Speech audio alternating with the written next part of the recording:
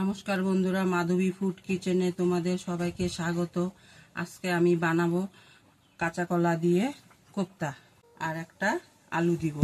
কাঁচা কলাটা এখন আমি এইভাবে টুকরা করে নিব। আর কাঁচা কলাগুলো সিদ্ধ করতে হবে, সেই জন্য এখন প্রেসারে দিয়ে দিব। জল দিয়ে দিব, অল্প লবণ দিয়ে দিব, একটা সিটি দিয়ে দিলেই নামায় দেব। কাঁচা কলা কোপ্তার জন্য মশলা নিয়েছি গোটা জিরে, শুকনা লঙ্কা, আদা আর টমেটো, এগুলো সব পেস্ট করে নিব। শুকনা লঙ্কা, আদা দিয়ে দিলাম, জিরা দিয়ে দিলাম আর টমেটো দিয়ে দিলাম, একসাথে পেস্ট করে নিব। কাঁচা কলাগুলো সিদ্ধ হয়ে গেছে, এখন ছুলে নিব। খোসাগুলা ফেলাবো না, এই খোসাগুলা দিয়ে বাটা খাওয়া যায়, এগুলো সব রেখে দিব।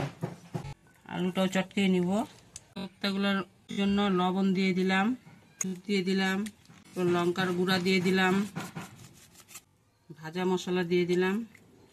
এখন ভালো করে চটকিয়ে নিব। আমার কোপ্তাগুলো মাখা হয়ে গেছে, এখন কোপ্তাগুলো ভেজে নিব। কড়াইতে তেল দিয়ে দিলাম, সাদা তেল। তেলটা গরম হয়ে গেছে, এখন আমি কোপ্তাগুলো ভেজে নিব। এক এক করে সব কোপ্তা ভাজবো। এই ভাজা কোপ্তা শুধু শুধু খাওয়া যায় গরম গরম ভাতের সাথে। বড়াগুলো এক পিঠ হয়ে গেছে, বড়াগুলো এখন উল্টায় দিব, আরেক পিঠ হবে। এই বড়াগুলো ভাজা হয়ে গেছে, এখন তুলে নিব। এক এক করে সব বড়াগুলো এখন ভাজবো। কড়াইতে দিয়ে দিলাম সরষের তেল। তেলটা গরম হয়ে গেছে, দিয়ে দিলাম 2টা শুকনো লঙ্কা, একটা তেজপাতা আর 2টো এলাচ মুখ ফাটিয়ে। শুকনো লঙ্কা ভাজা হয়ে গেছে, দিয়ে দিলাম জিরা ফোড়ন।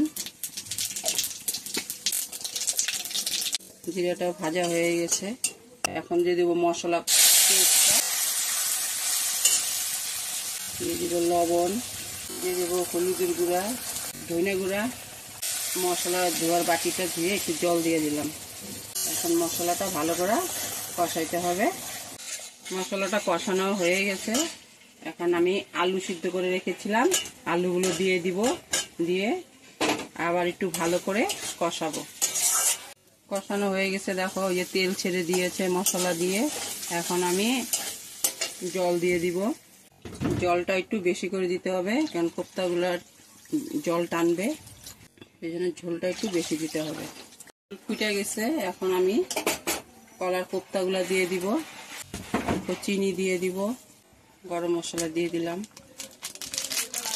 নিরামিষের দিন এই কাঁচা কলার কোপ্তার তরকারিটা ভালো লাগে, গরম ভাতে দারুণ লাগে খেতে। তোমরা বানিয়ে খাবে, কীরকম হয় কমেন্ট করে বলবে। ভিডিওটা যদি ভালো লাগে প্লিজ লাইক সাবস্ক্রাইব করে দিও।